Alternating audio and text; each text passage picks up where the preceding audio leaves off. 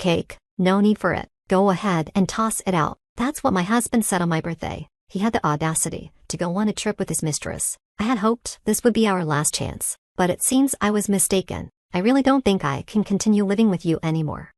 Understood. In that case, I'll do as you said. I'll throw out the cake, and I'll throw out something else that's important to you as well. Then prepare yourself, because I'm going to throw out the thing that is most unnecessary to me.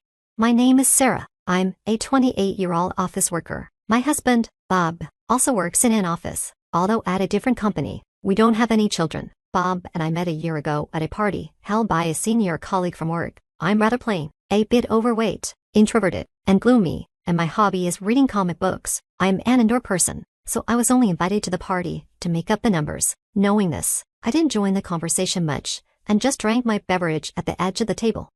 Still, out of all the participants there, Bob, who was the most handsome, outgoing, and good at conversing, actively started talking to me. Bob enjoys traveling and collecting vintage vinyl records, and he told me stories about his travels and old music, which were really interesting. When it was time to go home, he asked for my contact details, and though I was surprised, we exchanged our information on Facebook. The very next day, he messaged me, "I'd like to meet up, just the two of us, next time." I was so surprised that at first I wondered if this was some kind of punishment game, or if he was going to try to sell me something. But I was happy, so I agreed, and we had a meal together on a later date. After that, he frequently asked me out, and after a few dates, he confessed his feelings for me. I had never had a boyfriend in my life before, so I was overjoyed at my first ever confession and accepted it. Then, about 3 months after we started dating, he proposed, and we got married. I thought it was like a dream that someone as ordinary and boring as me could marry such a wonderful person, and I believed that a happy life was about to start.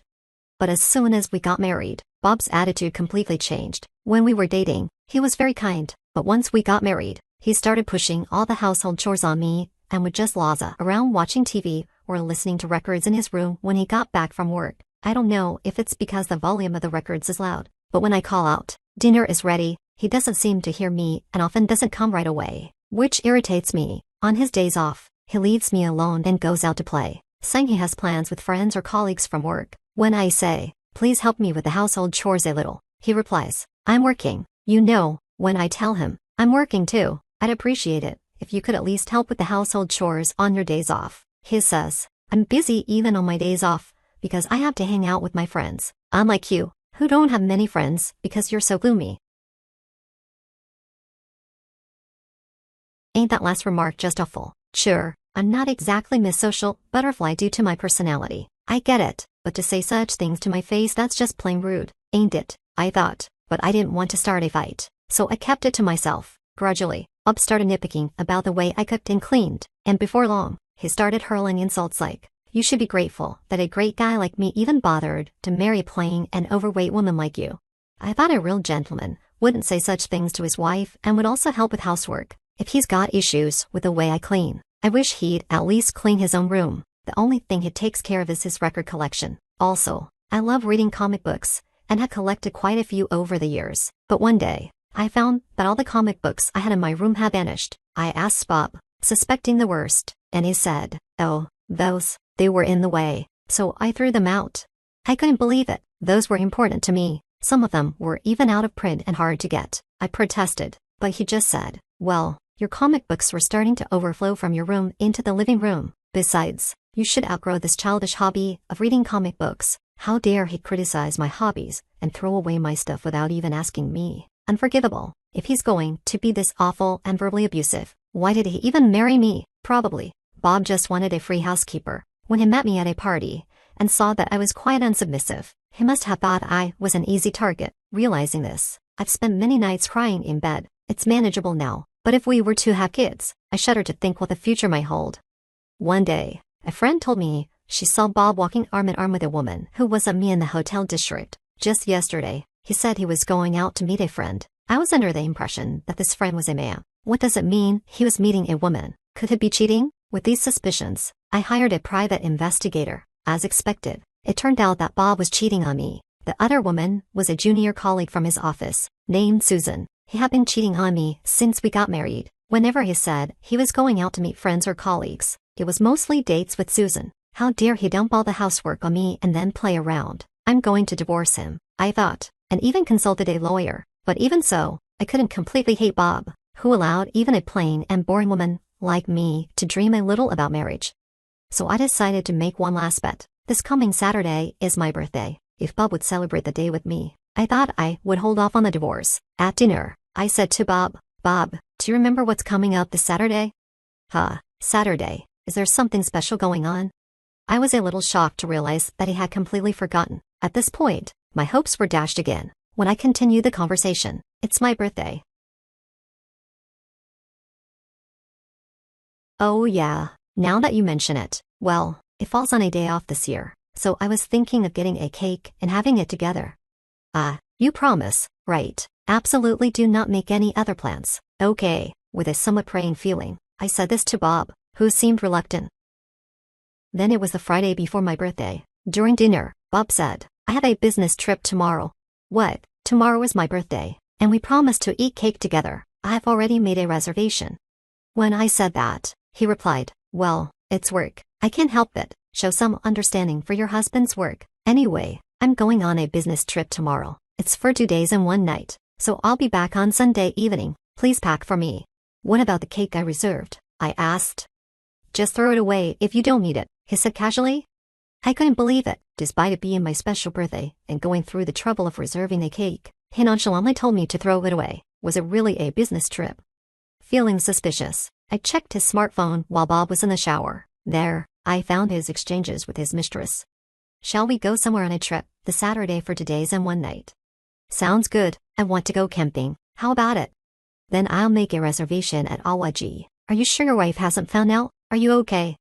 "I'm okay. She's oblivious. Actually, this Saturday is Sarah's birthday. She said let's celebrate together, but it's a hassle. I don't want her to start demanding gifts and stuff, so I thought I'd go on a trip with you." "Wow, that's terrible. Your wife must be so sad." I almost cried from the shock, but somehow managed to hold back and took a screenshot of their conversation on my smartphone.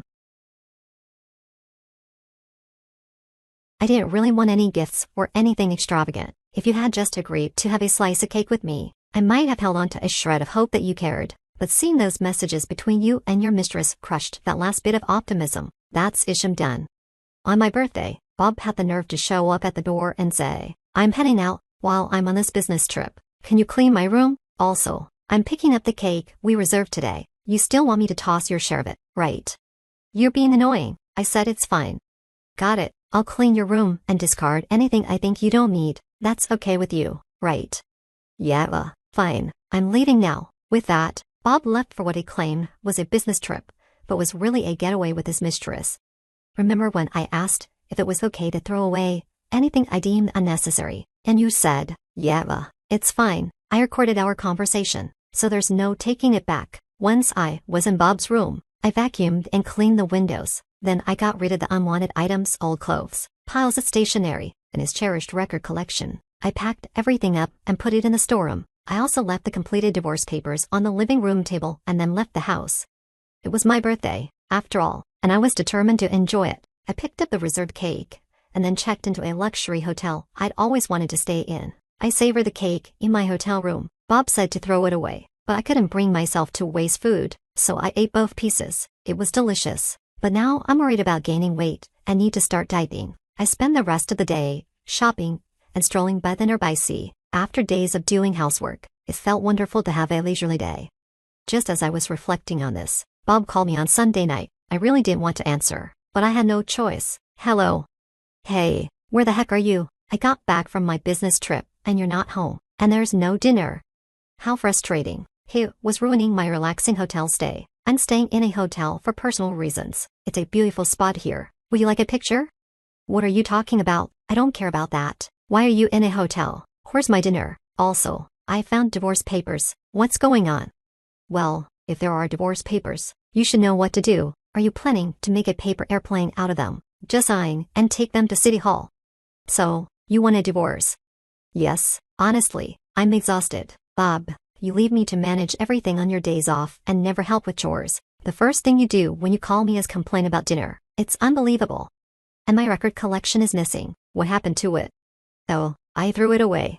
Bob's voice escalated. "You threw them away? Are you serious? You knew how much I cherished those." But Bob, you told me before your business trip that I could throw away anything I deem unnecessary. You said it was fine, so I did. I even recorded our conversation if you want to listen. And by the way, you also threw away my cherished comics, didn't you? That is anyway. Don't just drop divorce papers on me and walk away. I understand. Let's meet and discuss this properly.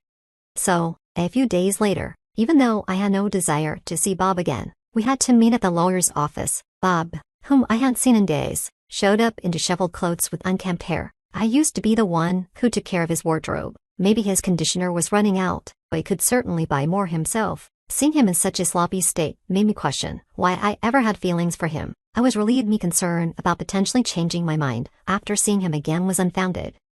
When the meeting began, I made my position clear. I'll start by saying I haven't changed my mind about the divorce. This is the amount I'm requesting for alimony. I presented the figure I had in mind, and Bob's reaction was immediate and loud. $30 million. Sarah, that's absurd. Just for not helping with housework. Not just for that, I replied, unimpressed. You constantly belittled me, called me names, and worst of all, there's this. I produced the evidence of his infidelity, obtained from a detective agency. I also showed him screenshots of our conversations from that time. You've been cheating since we got married, even lying about a business trip on my birthday to spend time with your mistress. Given all this, $30 million is still not enough. So, Sarah, you knew about the affair. Bob's face went pale as he looked at the evidence. Yes. Did you think I didn't notice? Don't underestimate me, and don't forget, you threw away my beloved comics. But that's because you threw away my records. Oh, the records. I actually lied about that. I considered throwing them out but decided it would be too harsh. I didn't want to be blamed for it, so I kept them. The records are stored at the back of the storeroom. What? Seeing Bob's relieved expression, I said, why are you so relieved? You still threw away my comics, so you need to compensate for that. And as for the cake, you told me to throw it away, but I couldn't waste food, so I ate both pieces. So, you didn't throw anything away? Bob asked, looking confused. I chuckled and said, no need for confirmation. I declared I discard anything I didn't need, and I've done just that. Actually, I'm about to do it.